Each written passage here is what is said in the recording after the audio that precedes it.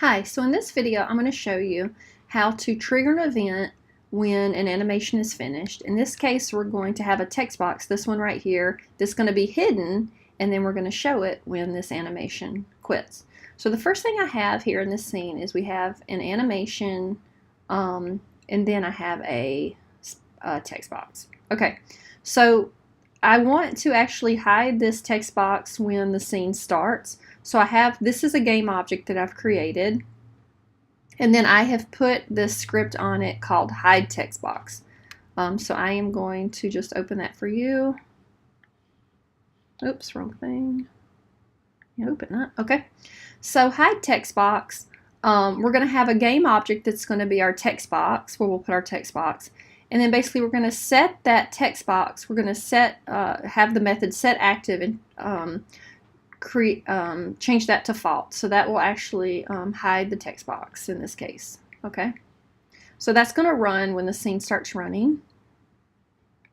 Now, when I put that hide text box on here, remember I have that public variable text, so I'm going to drag my text into here, the text box. So now, when I run, it's going to hide the text box. So let me show you that. See, no text box. Okay, but I didn't finish the animation yet. So now when the animation finishes, I want to actually show the text box. So there's different ways to trigger an event when an animation ends. One of them is to trigger an event from animation. So I have this animation window open, and I've selected my animation. And then here I have basically, if you click where you want your event to trigger, and then you're going to push this button and it's going to give you, this is like a trigger. Okay, if I click on this, a function is going to appear, and I can choose a function. Now, to get the function I want, the show box, I have to go back over to my project, and I have to drag this show text box script onto my animation. So see, I've done that, and now I have show text box. And I will show you the script in a second, but basically it has a variable called text box, and that's the same text box. I just drag it in. Let me show you that script. So basically in here, I have this game object, which is just the text box, and then I'm going to set that text box active to true. Remember, when we hide it, we set it to false. Now we're going to set it to true.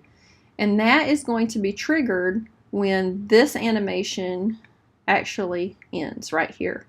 And again, when I add this, there's going to be a place to add a function, and the only function that I have from the script attached to this is that show box. If you had more, it would come up. So basically I have to attach the script to the animation, and then when I add the event here, I can choose a function from that script.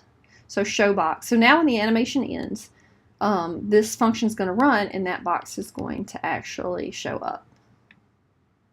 So I'm going to run it again, and the animation finishes, and then this appears. Okay.